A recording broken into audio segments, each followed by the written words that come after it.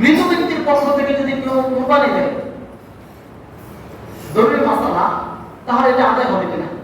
আপনার বাবা ইন্তেকাল করেছেন, কিংবা আপনি মুহাম্মদ সাল্লাল্লাহু আলাইহি ওয়াসাল্লাম আমাদের নবীর নামে একটা কুরবানি একবার কুরবানি দিলেন, এক অংশ দিলেন, এক নামে দিলেন, তখন রাসূলুল্লাহ সাল্লাল্লাহু আলাইহি ওয়াসাল্লামের নামে কুরবানি দেওয়া এটা উত্তম।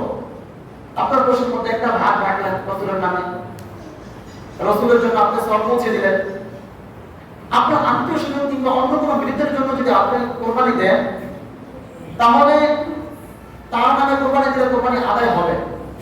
তবে এখানে লক্ষ্য রাখতে হবে যে আপনি যে পশুটা কুরবানি দিচ্ছেন, এটা কি ওই মৃত ব্যক্তি যে মারা গেছে সে ওসিয়ত করেছে কিনা। যদি সে ওসিয়ত করে যায়, তাহলে তার যে অংশটা রয়েছে ওই অংশের গোশত আপনারা কেউ খেতে পারবেন না, এটা গরিব দুঃখীদেরকে সাবধান করে দিতে হবে। আর যদি সে ওসিয়ত না করে যায়, এমনিতেই আপনি তার পক্ষ থেকে বা আপনার বাবার পক্ষ থেকে কোনো মৃত ব্যক্তির বাবার পক্ষ থেকে আপনি কুরবানি দিয়েছেন, তখন স্বাভাবিকভাবে অন্য কুরবানির মতো এটা আপনি খেতে পারবেন এবং এটা আপনার কি করতে হবে না, সদকা করতে হবে না।